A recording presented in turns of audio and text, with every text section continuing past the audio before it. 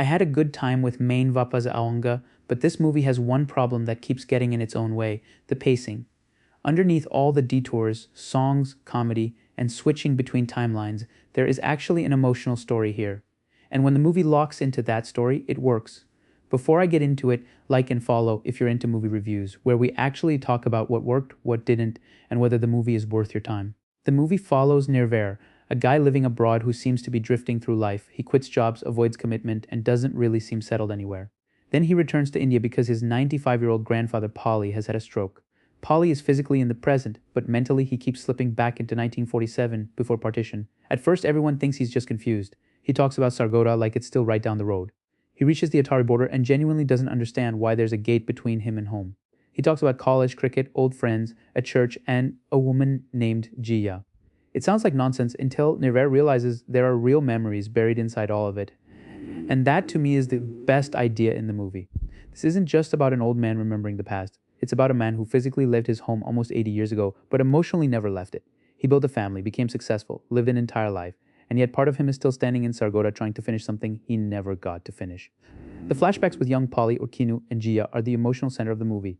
Their relationship is simple, but it has enough innocence that you understand why he carries it for the rest of his life. The tattoo, the promises, and especially the idea that he would ask her permission before leaving become much more important later than they seem at first. The partition scenes give the story weight too. You see neighbors becoming suspicious, families deciding whether they should leave, and everyone convincing themselves things will calm down. That uncertainty works because you know where history is heading, while the characters still think they have time. There's a moment where Pali refuses to leave because he promised Jiya he wouldn't. That's where the title really starts making sense. "I will come back" isn't just something romantic he said once. It becomes the promise his whole life is built around. But this is where the movie frustrated me. It takes way too long to stay focused on its strongest material. Every time I felt like we were getting deeper into Pali's memories, the movie would pull away into something else. Nirver's relationship problems, his career crisis, comedy routines, songs, family conversations, social commentary, some of it has a purpose, but there is too much of it. The movie has a powerful emotional engine, and instead of letting that engine pull the story forward, it keeps stopping. The stand-up scenes are a good example. I understand what they're doing. Nirver jokes about partition, borders, Radcliffe, and how ridiculous history can sound when a younger generation tries to process it. There's a smart contrast there. But some scenes go on long enough that I start thinking, okay, I get it. Can we get back to Grandpa? Even the modern romance with Kaveri connects to the main theme. Nirver is afraid of commitment while his grandfather has spent 78 years emotionally committed to one promise. That comparison is good, but the movie keeps underlining it after the point is already clear. That's the pacing issue for me. It's not that the movie is simply slow. Slow can be great. The problem is that the movie keeps interrupting itself, because when it finally stops doing that, the ending lands. Nirver figuring out that Jiya is the person his grandfather has been trying to reach, crossing into Pakistan, going to Sargodha, and letting his grandfather navigate those streets through a phone screen was easily the strongest stretch of the movie for me. The streets have changed, buildings are different, and this dying man who can barely recognize his own family suddenly knows where he wants Nirver to go.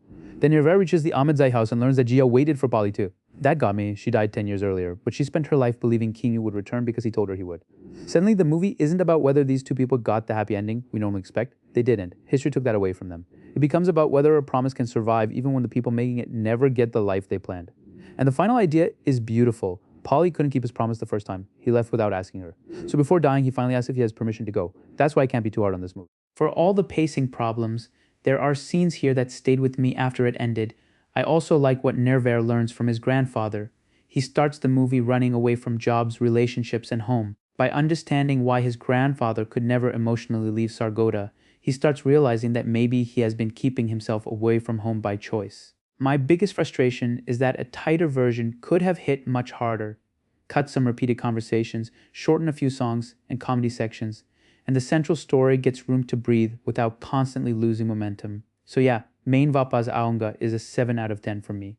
Not a bad movie. I had a fun time watching it, and when it focuses on Pali, Jiya, Sargodha, and that unfinished promise, there is something moving here, but the pacing is a big issue. The movie takes too many detours getting to the parts that matter most. If you've seen main Vaapas Aaunga, tell me what you thought.